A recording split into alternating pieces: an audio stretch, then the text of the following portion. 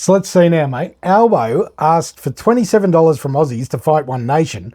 Aussies then donate more than $4 million to One Nation. Unbelievable. You can't buy this sort of publicity if you're One Nation. Sign him up. Make him the mascot.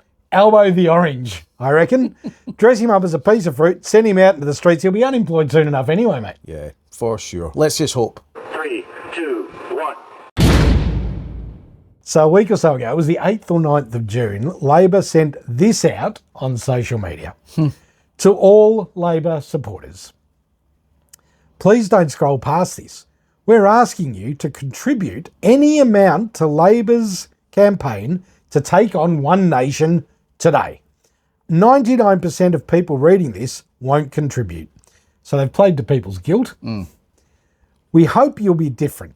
If everyone seeing this contributed $27, we'd have the resources to prevent One Nation from turning polling momentum into seats. Too little, too late. Exactly right. If that's worth $27 to you, please chip in today. They didn't send it to members, mate. They put it out on social media platforms for everyone to see. A direct attack on One Nation. We'll call that strike one. Yep. All right. This was hastily followed up by this campaign. Victoria Safer. Donate to the Liberal Party and help get rid of Labor. It's almost like they were working in unison. Yeah. What were they called? The Uni Party. The Uni Labor. Party. No, that's just Labor by itself. Liberal. Liberal. Liberal. That's a good one. So the Liberals didn't waste any time. At least there's no mention of One Nation on theirs. So strike two. Strike two. All right. So in the early hours of 10th of June 2026, One Nation came up with their own campaign. Fire the liar. Exactly right. Albo thinks $27 buys him the right to silence us. We think Australians deserve a real choice. Donate to help One Nation's quest to fire the liar. That's what they put out. And then they listed a whole lot of ways that Albo lied. And if we go through them, we know he's lied about immigration numbers. Yep. They're way higher than what he said. He just fudged the numbers a wee bit, didn't he? Exactly Suit right. himself. We know he lied about the ISIS brides. Of course the government helped. Tony Burke was knee deep in helping them come back to Australia. He changed the stage 3 tax cuts, but that actually helped us. So not too many people complained about that. We know he lied about the $275 reduction in power bills. Yep. Yeah, that was definitely a porky. But he said it so many times. I thought it must have been real. It must have been real. It was in my head and I went, oh, didn't we get that 275? But No. we never. In fact, energy prices went up. No. Because it turns out that renewables isn't the cheapest form of energy. You're lying. You're lying. Sorry, mate. Sorry. And then, of course, he said he wouldn't make changes to capital gains tax and negative gearing. And he also lied about falling off the stage. What is going on? You just can't help himself, can he? So One Nation started out asking for $1 million, and now, of course, it's over 4 million. 4 times. And they're on their way to 4.5 at the time of recording. Yeah. Who knows what it's going to get to? I think the people have spoken. Exactly right. So a proper campaign that points out Albo's fibs, one that has resonated more strongly with Aussies than you can imagine, with over 4 million raised at the time of recording this episode, is exactly what people were asking for. He didn't come up with why you shouldn't vote for One Nation. He just said they wanted to make sure they're not a threat. Yeah. One Nation has actually put out the reasons why you shouldn't vote for Albo. I know. Now, our reaction when we originally saw this was a bit of a laugh on that. We thought it was hysterical, mate. It was a joke. The same guy who just ripped money out of our hands is now asking for a handout. The same guy that has just seen his pay go up $57,000 in 4 years. That's crazy, man. That's more than some people make in a year, mate. I know. And he just got it as a pay rise. And it probably wouldn't even dent what he's already got. Well, he's got one of the highest. He earns more than Trump and Starmer, and it's a joke, mate. It is a joke. Even with the Australian dollar being so weak. So he asked the people to put their hand in their pocket, and they did, but not for him. They did it to get him out, to balance the playing field, to show that we are sick of the lies, the deceit, the tricks, the selfishness, the arrogance. I did not fall off the stage. I know. And the video shows it what was, he's it was asked. on a camera. Exactly. You saw it. What's he thinking? Like, come on, man. It shows that people are just sick of it. Enough's enough. He can't lie straight to our faces and think oh, they're just going to believe me because I've said it. Yeah. It seems like that's what he thinks. I think he's got himself. Maybe he's done it so often. Yeah. And people have just let it go. He's Now people are noticing and they're going, nah. No, not he's on my convinced watch. himself, mate. Yeah. He's convinced himself. You can look at all the polls you like. This is a poll of 67,000 Australians that have gone and put their hands in their pockets to shut Albo up compared to the few hundred that might have put their hands in their pockets for Labor. No polling required. He's a dead man walking when it comes to being Prime Minister. He has committed political harikari, in my opinion. For sure. He has fallen on his stomach sword. Yep. It's a complete suicide, mate. Yeah, I agree. Every time he opens his mouth, one nation get more people flocking to them. Yep. Yep. You watch him go quiet for the next month. Because he's been told, don't open your mouth. Shut up, Albo. Exactly right.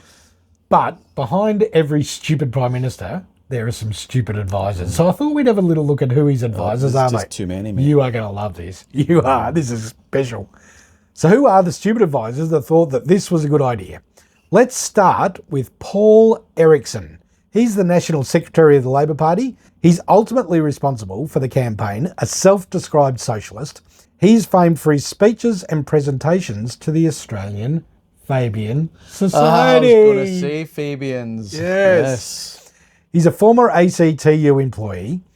He's also worked very closely with the Victorian and New South Wales state governments, and he served as the campaign director and strategist up until 2024. So he's got his hands. He's been in there a long time. Yeah. all over this. Perhaps riding shotgun alongside Mr. Erickson is Louise McGee, OBE, the current Director of Strategy and Campaigns. It really does go to show just how out of touch with reality these two are, along with their minions that have just blindly followed them, mate.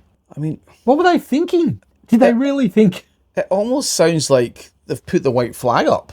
Wow. Because, I mean, why else would you ask for money from the people and not think people are going to say, wow, they're desperate? Especially 2 years out from an It election. just shows desperation, doesn't it? Absolutely. I reckon you're right.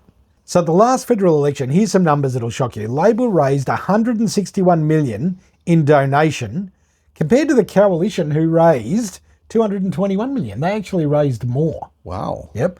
Now, Labor are changing some laws so that can't happen again. This compares to 3 million for One Nation, right? So $161 million for Labor, $221 million for the coalition, and $3 million for One Nation. They've got It's a drop to in fight. the ocean now. Exactly right. So talk about a level playing field. Not in this country, mate. It does not happen. The Uni Party raised almost 400 million between them to dominate print, airwaves, TV, social media, while One Nation had to carefully spend their $3 million. Who did that come from? Well, it didn't come from the mining magnate that this... It didn't? Not then it didn't. No, exactly right. It didn't. So think about that. Clive Palmer spent $60 million on his Trumpet of Patriots campaign, right? Wow. And we saw the social media ads everywhere and even on And used to get TV. sent stuff via email and stuff. Exactly. Hopefully next time Clive just gives that 60 million straight to One Nation, because surely the Trumpet of Patriots won't run again. You wouldn't have thought? You wouldn't have thought. Yeah, I think Clive's just about done. He did have a birthday lunch with Pauline the other day for her birthday. Oh. Took her a nice present. Hope it was 60 million bucks. So while $4 million sounds a lot that she's now raised, when it comes to everyday folk making donations, it is a lot of money and people have put their hands in their pocket and it will help. It still doesn't balance the playing field. Not when Westpac Bank chipped in over $3 million to Labor. Sure. Westpac Bank. And then there's the tens of millions chipped in by the unions. Yeah. Well, they've got plenty of money, haven't they? There was over $3 million chipped into Labor from mining companies. Now, we know they're not green. We know there's 70 new mining projects on the go, but it's all to be sent overseas. It's coking coal or gas to be sent elsewhere, mate. It's just that we can't use it. So what we're seeing is the rise and the rise of the underdog, and Aussies love an underdog. Yep. Someone they can relate to, a party that says what most people are thinking. They say it straight. It's not political mumbo jumbo. When Pauline speaks, and even when Barnaby speaks, you understand what they're trying to say. Yeah. It's a clear message. You could be just chatting in a pub with me. Yeah. They're normal people. Yeah. Or as normal as politicians can get. Yeah. Whereas the rest of them, They live in their own little fishbowl. Exactly. They're relatable, mate. Exactly right. How relatable is Albo or Dr. Evil Jim Chalmers? Ugh. They're not relatable at all. Or Blackout Peanut Head Bowen. He's not relatable. Or Murray Watt. Exactly. How relatable is he? Isn't it a bit unfair that you're asking for $27 or we're trying to look after cost of living by asking for money? What the hell are you thinking? I've got to say, mate, Angus Taylor's not exactly relatable either. No. He's very, very hard to watch. Well, it just looks like the uni party, doesn't it? It does. It does. I mean, they are a sinking ship, but he's still in the uni party. Yeah. It just looks so bad. But Liberal had an opportunity to dig themselves a little bit out of the hole, right? They could have either gone with Andrew Hastie or Alex Antic. They are two people Antic, yeah. they are much more relatable Oh, fully. and people will follow them. Yeah. Yep. He's the only guy I like Out in that party. Out of the coalition, yeah. You're exactly right. You do like him. But they went with another stiff collar in Taylor. Aussies don't relate to him in the main. He doesn't speak our language, unfortunately. So at least the Nationals have got Matt Canavan. It's better than the previous Nationals leader. Mate, But he got off on the wrong foot, didn't he? I think their ship started sinking more when they went back to Liberal. Yeah. If they had stayed away and tried to do their own thing, maybe like palled up with bloody Hanson. They are more relatable with One Nation now than they are with Liberal. Liberal and Labor could almost form a coalition. Well, Wouldn't help Labor. Really, Nationals joining One Nation wouldn't help One Nation either. Probably not, but at least they're on closer to the same page. So what Matt Canavan needs to do is punt whoever's advising him about bagging out One Nation, because that's not going to work for him.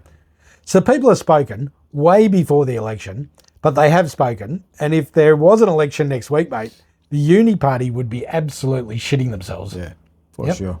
I don't know whether One Nation can win, but there's no doubt that Labor and the coalition are nervous. All we need is for Albo to get on the TV and say something else. Every time he does it, I reckon we get 500,000 votes. Yep. I say we. I'm not a One Nation fan, but there's no other choice for me. Thank God we got 2 years from a federal point of view. We've only got a few months till our state election. know. And we've discussed this a number of times, mainly off air. It's now June. The election's in November. One Nation still haven't announced a candidate. So it's all very well for us to say, we're going to vote One Nation. Who are we voting for, mate? Yeah. Who would lead the party? Yeah. Hopefully Ricky Lee Tyrrell Well, or Bernie Finn. I saw something the other day. They asked Pauline if she would step down to the lower house. Yeah. But that's for federal. Yeah. That won't help us. And she still has to get her seat. She has to run the first seat. Yeah, and the last couple of times she's done that, it hasn't worked out so well for her. I think she would get in this time if she went. But for Victoria, at the moment, you can say what you like about voting for One Nation. They're not a choice. They're not an option. Yeah. Because there's no one to vote for. When I look at that ballot paper, if it was written today, there's not many names. So hopefully they get that right. Yeah. And some candidates are announced really soon. I saw Ricky Lee Tyrrell announce on the weekend that it is happening very soon. And people are starting to message her saying, is there going to be a candidate here and here and here? And she's coming back saying, yes, just wait. But what are we going to wait till? Yeah. July, August? People need to get to know Yeah. their candidate. Yep. Ask him questions. Correct. See what he's about or See what they she's stand about. for. Yeah. Yeah. There's no point in just going, there he is. Yeah. Or there she is, right at the last minute. I hope they don't come up with candidates in October because it's not going to give the people the confidence that these are the right people. They've got to get them out. Hopefully they spend a bit of this $4 million on hiring some people that can source and work through those applications and find the right people. And really find the right people, because Find the right there people. are a lot of dodgy hanger-ons there. Absolutely. And you don't want that sort of... No. But in Victoria, it's going to be one of those three parties. There's nobody else to vote for, is there? Well, I'm definitely voting Labour. No. They're, Or the Greens. Well, they're the same, aren't They are. Yep. And I'm definitely voting Liberal. You're not. They're just not an option. I want Jess Wilson. I've asked Jess Wilson. Jess, if you're watching, we've asked you now 4 or 5 times to come and have a chat with us. Tell us what you're about. And if she does that and she wins me over, I can be swayed. But When's the last time you seen or heard about her? no, she was at Bendigo on the weekend at the CFA. Yeah, I know, but March. you never hear about her. You know, like... We don't in what we watch. No. She's on free-to-air telly a bit. But she puts no time into the sort of stuff we're watching. Yeah. Yeah, so... And that's it, eh? We don't watch 7, 9, 10, and Yeah, 2. that's the thing. They need to get on the socials that everybody else are watching. Yeah. Yeah. She's got a very controlled Facebook page, but it's very controlled, mate. It's just her message. She needs to get out there and talk to some people who will ask her some real questions. And quicker rather than later. Sooner rather than later. Exactly right. Because this is doing her no favours. Exactly right. So let us know what you think. Albo in a orange suit. That could be his next job, mate. The orange fruit. Yep, the orange fruit. All right, everyone, let us know what you think. Cheers, guys. See ya. See ya.